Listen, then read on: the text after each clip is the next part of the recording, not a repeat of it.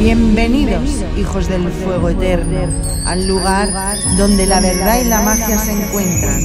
Salve, buscadores del sol negro, preparaos para adentrarnos en un nuevo misterio.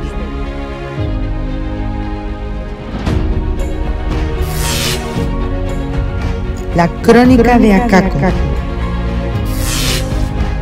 El libro de la serpiente de agua. Comencemos. Capítulo 4. El regreso de los dioses. 1970 hasta el presente. El mundo está lleno de escepticismo y de incertidumbre. Están produciéndose cambios en todas las esferas del conocimiento que amenazan cambios en todas las esferas de los sistemas políticos y económicos hasta ahora válidos. Los stocks de bombas atómicas y de hidrógeno son suficientes para destruir toda la vida sobre la Tierra. La creciente escasez de materias primas ha llevado al asalto final de las últimas regiones inexploradas. En la Amazonia, las carreteras troncales y los aeropuertos han sentado las bases necesarias para la exploración de las enormes regiones de bosques vírgenes, restringiendo aún más el espacio vital de la población nativa. Según las estimaciones de FUNAI, Servicio de Protección India del gobierno brasileño, apenas 10.000 indios de los bosques verán el año 1985. La muerte del sumo sacerdote. Cuando un hombre no tiene mucho que perder y todos los caminos hacia el futuro parecen cegados, se vuelve hacia el pasado. Esto es lo que yo he hecho al revelar el secreto del pueblo más antiguo sobre la tierra. Pero los blancos bárbaros no creyeron en mis palabras. Como hormigas que todo lo destruyen, nos arrebatan la poca tierra que aún nos queda. Y de este modo, los Uga Mongulala se están preparando para su extinción. Porque el final está cerca, el círculo se está cerrando. La tercera gran catástrofe se acerca. Entonces regresarán los dioses, tal y como está escrito en la crónica. ¡Ay de nosotros! El final está cerca. Hemos llegado a una triste situación. ¿Qué es lo que los senadores escogidos han hecho para caer tan bajo? ¡Oh, que los maestros antiguos regresen!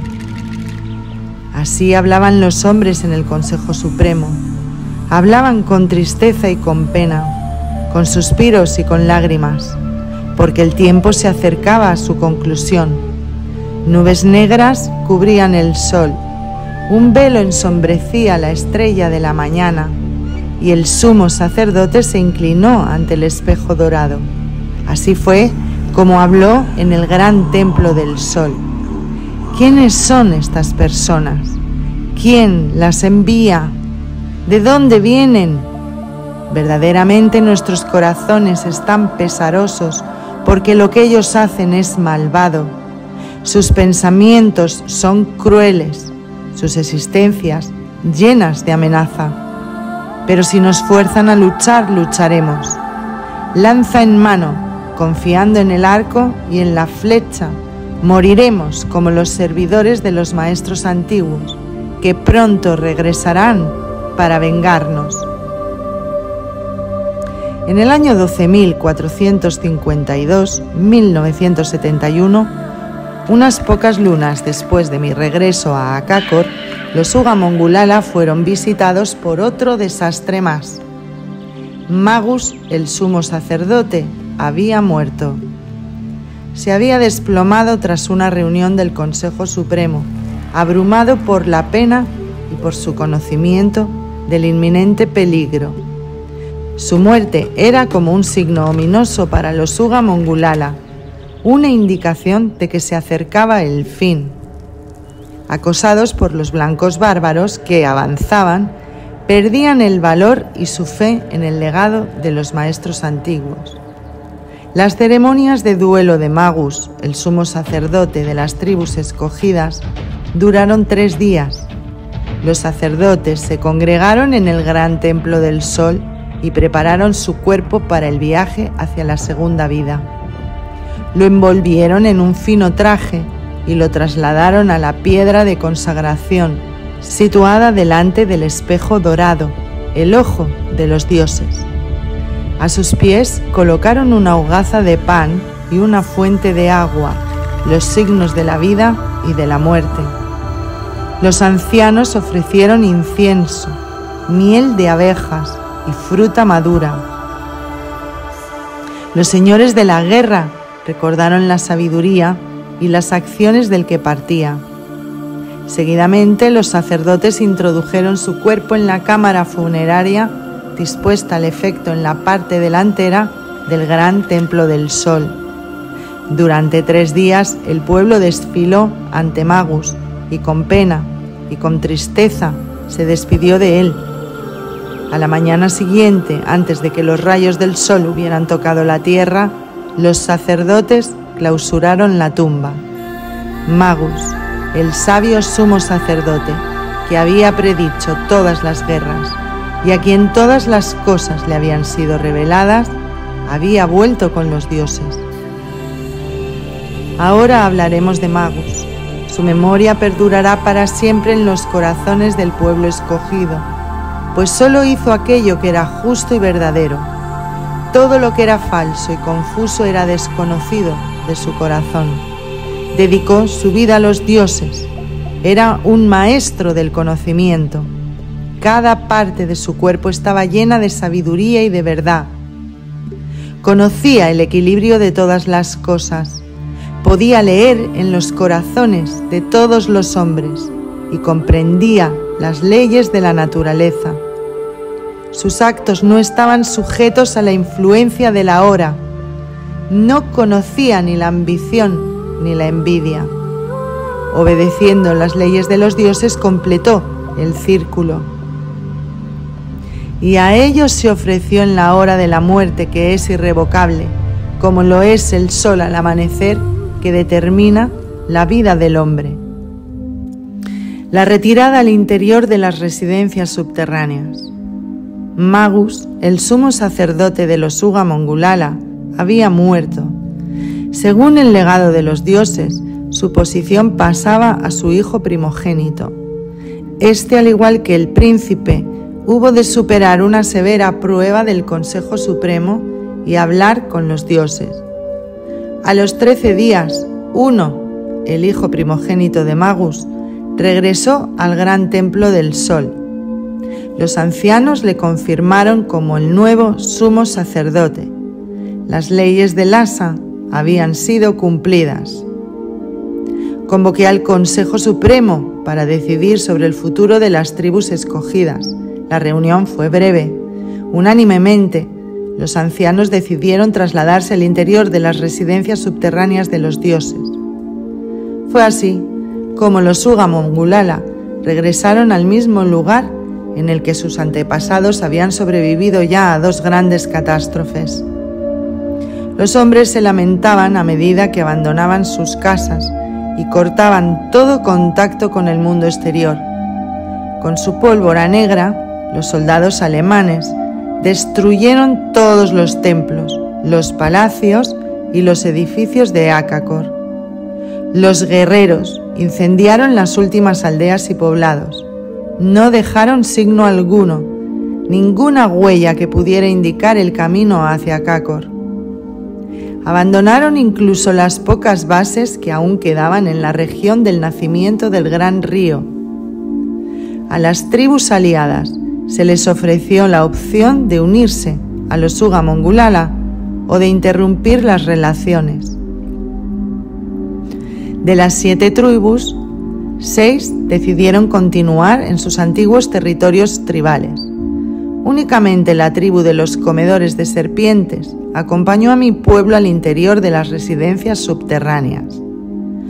Fue recibida con todos los honores y a su caudillo le fue ofrecido un asiento en el Consejo Supremo como muestra de gratitud por su lealtad hacia los Uga-Mongulala y hacia el legado de los dioses. La retirada está completa. Los servidores escogidos se retiraron a las residencias subterráneas para esperar el regreso de los dioses. Entonces sus corazones descansaron y hablaron a sus hijos sobre los días del pasado y sobre la gloria de los dioses, sobre los poderosos magos que crearon las montañas y los valles, las aguas y la tierra. Le hablaron sobre los señores del cielo, que son de la misma sangre y tienen el mismo Padre. Desde que los servidores escogidos se retiraron a las residencias subterráneas en el año 12.452, 1971, únicamente 5.000 guerreros permanecen en el exterior. Estos cultivan los campos, introducen las cosechas e informan además al Consejo sobre el avance de los blancos bárbaros. Pero les ha sido prohibido luchar. Cuando el enemigo aparece, ellos deben retirarse para preservar el secreto de las residencias subterráneas. 30.000 personas están viviendo en las subterráneas Akakor, Bodo y Kis. Las otras ciudades están desiertas, o como Mu, llenas de viandas y de material de guerra. La luz artificial todavía ilumina las 13 ciudades de los dioses. El aire para respirar se filtra a través de las paredes. Las grandes puertas de piedra todavía pueden ser movidas tan suavemente como hace 10.000 años. Tras la retirada, los soldados alemanes trataron de resolver el misterio de Akakor inferior. Midieron el túnel e hicieron mapas exactos. A petición de sus dirigentes, yo mismo les abrí el recinto secreto, situado debajo del gran templo del Sol. Aquí los soldados alemanes descubrieron extraños instrumentos y herramientas de los dioses que se asemejaban a sus propios aparatos. Su impresión era que los padres antiguos habían abandonado las residencias de los dioses en una huida precipitada. Pero de todos modos, nuestros aliados no pudieron explicar el secreto de Akakor inferior, porque los dioses construyeron las ciudades según sus propios planes, que son desconocidos para nosotros. Solamente cuando ellos regresen, comprenderán los humanos sus trabajos y sus actos. Los soldados alemanes ya están resignados a permanecer con nosotros. Han envejecido o han muerto. Sus hijos piensan y sienten como los Uga-Mongulala y viven según el legado de los dioses. Los sacerdotes celebran los servicios de consagración en el gran templo del Sol. El pueblo ordinario fabrica objetos para su uso diario. Los funcionarios del príncipe mantienen las comunicaciones con Bodo y con Kis. Es esta una época de aprendizaje y de contemplación. Todo el pueblo vive de sus memorias y sus corazones están pesarosos cuando piensan en los gloriosos días del Lhasa. Nada les queda ahora salvo la esperanza de protegerse del asalto de los blancos bárbaros sobre las residencias subterráneas. Y tienen la certeza de que los dioses pronto regresarán, tal y como prometieron a su partida. El regreso de los dioses. Si los Uga-Mongulala fueran un pueblo como cualquier otro, hace ya tiempo que su destino se habría cumplido. Pero ellos son los servidores escogidos de los dioses y confían en su milenario legado. Viven de acuerdo con las leyes de los padres antiguos, incluso en las épocas en las que la necesidad es más acuciante. Esto les autoriza para juzgar a los blancos bárbaros y avisar a la humanidad tal y como está escrito en la crónica de Akakor. Pueblos de los bosques, de las llanuras y de las montañas, escuchad. Los blancos bárbaros se están volviendo locos. Se matan los unos a los otros. Todo es sangre, terror y perdición. La luz de la tierra está próxima a extinguirse. La oscuridad cubre los caminos. Los únicos sonidos que se escuchan son el aletear de los búhos y el chillar del gran pájaro de los bosques. Hemos de mantenernos fuertes contra ellos. Cuando uno de ellos se acerque, extended vuestras manos, rezadle y gritadle: «Calla, tú el de la potente voz». Tus palabras son solo como el retumbar del trueno, nada más. Mantente alejado de nosotros. Tú, con tus placeres y tus ambiciones, con tu codicia de riquezas, con tu avaricia de ser más que quien tienes a tu lado, con todas tus acciones sin sentido, con la torpeza de tus manos, con tu curiosidad en el pensamiento y en el conocimiento, que en realidad nada conoce. Nada de eso necesitamos nosotros. Estamos contentos con el legado de los dioses, cuya luz no nos deslumbra ni nos confunde, sino que en cambio ilumina todos los caminos, para que podamos absorber toda su gran sabiduría y vivir como humanos. Yo lo recuerdo, fue en el año 12.449, cuando por primera vez visité la tierra de los blancos bárbaros. Una y otra vez los soldados me preguntaban las mismas cuestiones. Hablaban sobre la vida de los pueblos del Gran Río, sobre su supuesta pereza y sus supuestos vicios. Los salvajes, así me dijeron ellos, son congénitamente estúpidos, astutos y falsos. Tienen poco espíritu y carecen de nervio. Se matan los unos a los otros por el placer de matarse. Así era como los blancos bárbaros hablaban sobre unos pueblos que ya poseían leyes escritas cuando ellos todavía caminaban por los bosques en todas direcciones, tal y como está escrito en la crónica. Pero yo acepté su maldita conversación.